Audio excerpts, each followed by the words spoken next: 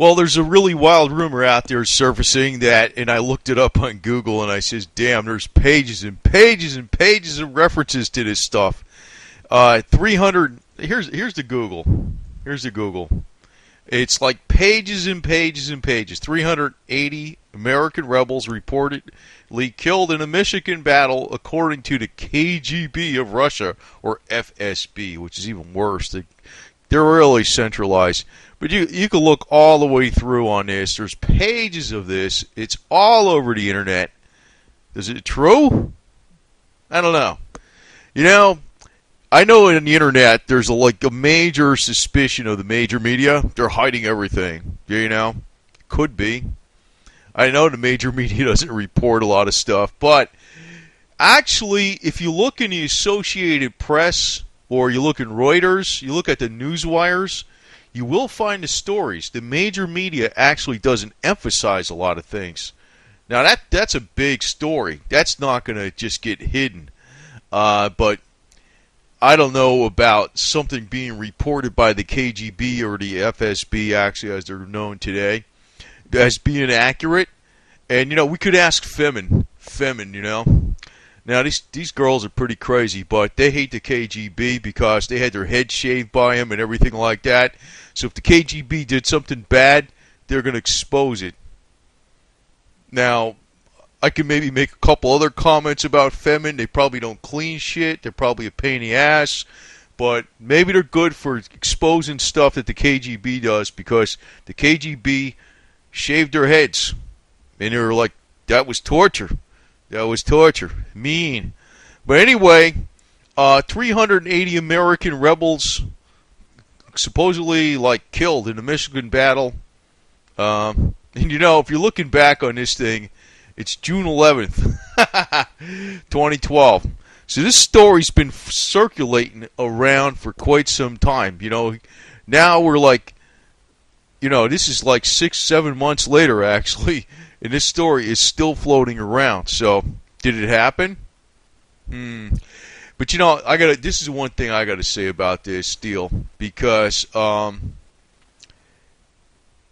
what I have to say about this, though, is when the KGB reports something like this, you see, the ultimate plan is this, and this is what I really want to highlight with this story. And it goes back to the early 50s. This was exposed.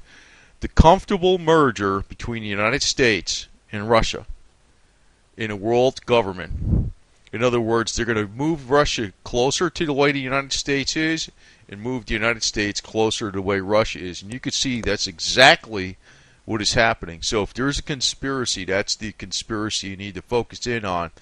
Actually, you look at Vladimir Putin. He looks almost like... you know, I see something else with the guy. I think he's like a big fake reformer. You know, he's filthy rich behind the scenes, but people get mad at me when I say that. But, you know, I ain't born yesterday. But he's moving more towards Christianity, at least on the surface, more morals and that type of stuff. And it looks like the United States is moving away from that. So... And also, they want an excuse to come into the United States to rescue the people being oppressed. You know? It's a scam. And if you remember some of the quotes from Henry Kissinger that was picked up on a Bilderberger meeting, I don't have the exact quote in front of me, but it was you know, at one point, you know, today, people would be horrified, talking back in the 1990s, if, UN troops came in to, say, a American city to quell riots and stuff. In the future, they may welcome them. So, this is the game. See, Russia wants the United States all broken apart, you know.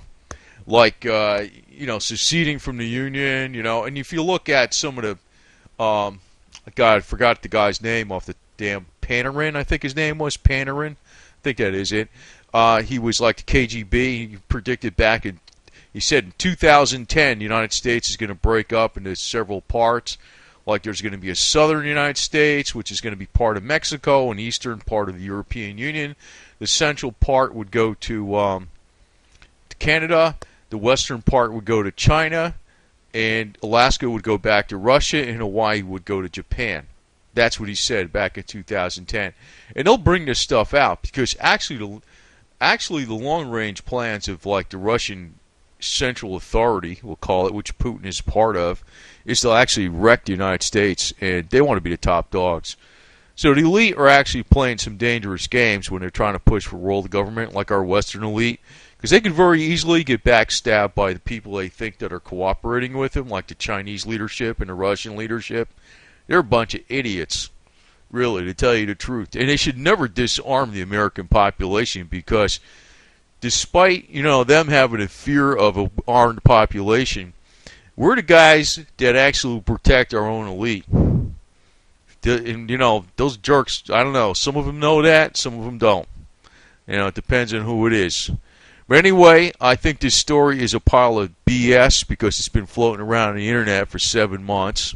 And, the major media is a bunch of BS, but, if you dig into the stories, if you dig into the Associated Press wires and the Reuters wires, it'll be out there.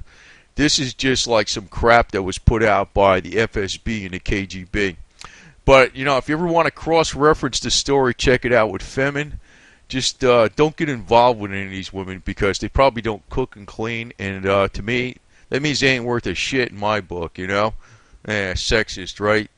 Anyway, you can walk around without your bra on, but you better cook and clean. So that's all I got to say about that.